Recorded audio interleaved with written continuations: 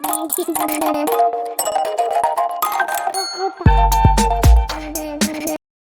Everyone, इस video में बात कर लेते हैं बेलमर एंड लॉरे की। क्विकली एनालिसिस देख लेते हैं। चैनल को लाइक एंड सब्सक्राइब करना मत भूलिएगा।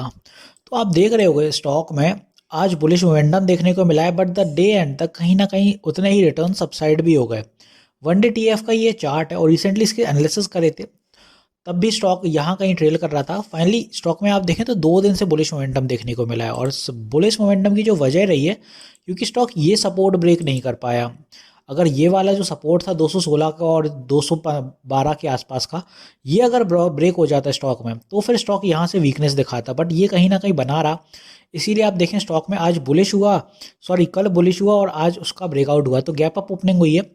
और गैप अप ओपनिंग की वजह से स्टॉक में आप देखें थोड़ा वीक देखने को मिला है। यहाँ पे आप देखें तो सेलिंग आज देखने को मिल गई अपन को 260 के लेवल से, और स्टॉक में हैवी सेलर्स थे, तो स्टॉक की क्लोजिंग आज हुई है 248 साइकोलॉजिकल लेवल के अंदर, जो कि 250 हैगा। बायर्स एक्टिवनेस तो आज आप देखें गैप अप हुई है, तो बात ही अलग है फिर तो यहाँ पे आप देखें गैप भी बन गया। तो मे भी आने वाले दिनों में जब भी करेक्शन के लिए आएगा थोड़ा बहुत, तो ये गैप फिलिंग होगी, तब ध्यान रखिएगा। बाकी आप देखें कि स्टॉक में बाय टुमारो जो अपना पहला टारगेट रहेगा यहाँ से, वो रहेगा 260 का ही, क्योंकि आज वहीं से रिवर्सल बना। तो पहला टारगेट तो 260 हो गया। दूसरा ऊपर की दिशा में फिर जो नेक्स्ट टारगेट होगा वो रहेगा अपना 275 के अराउंड, क्योंकि वो एक बड़ा साइकोलॉजिकल लेवल है। तो फिलहाल अपन 275 तक के साथ टारगेट ही लेके चल रहे हैं।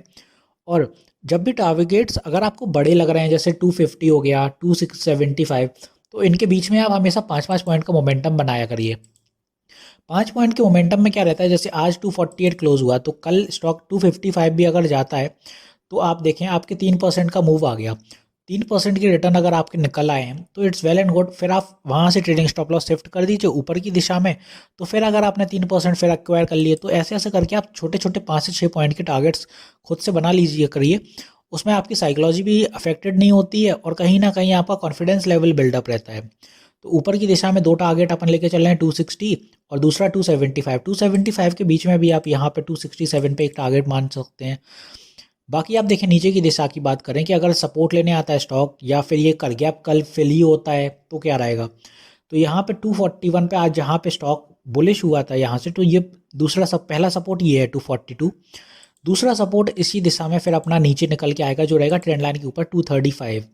तो ये अपना होगा इंपॉर्टेंट सपोर्ट 235, क्योंकि इसके बाद स्टॉक फिर से चैनल के अंदर आ जाएगा, तो यहाँ पे कहीं ना कहीं सपोर्ट बनेगा।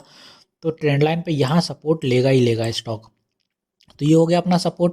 और ऊपर की ये वाली हो गई अपनी रेजिस्टेंसेस के ऊपर की दिशा में, अगर स्टॉक जा रहा है तो ये हर्डल्स होंगे उसके लिए। बाकी स्टॉक चलना शुरू करेगा, क्योंकि आप देखें स्टॉक में काफ़ी दिन से साइडवेज था। यहाँ पे 26 दिसंबर से ऑलमोस्ट स्टॉक में फॉल आया था, फिर ये साइडवेज हो गया था। फॉल की वजह सिंपल थी, क्योंकि आप देखें स्टॉक ने सडन रिटर्न निकाल लेते यहाँ पे, और 2 दिन में स्टॉक ने 27% के रिटर्न दे दिए थे। इसीलिए फिर स्टॉक थोड़ा और गया था, नेक्स्ट डे 35 गया, बट वहाँ से रिवर्सल बनने शुरू हो गए। तो अब भी स्टॉक में आप देखें तो मोमेंटम ऐसे ही बन रहा है। यहाँ पे आप देखें 215 से सीधा भागा, तो 2 दिन में 20% की रिटर्न हो गए। अब 20% की रिटर्न हो गया तो थोड़ा साइडवेज हो सकता है, क्योंकि स्टॉक ऐसे ही चलता है, ये जब भी चलता है सडन मोमेंटम आएगा फिर साइडवेज।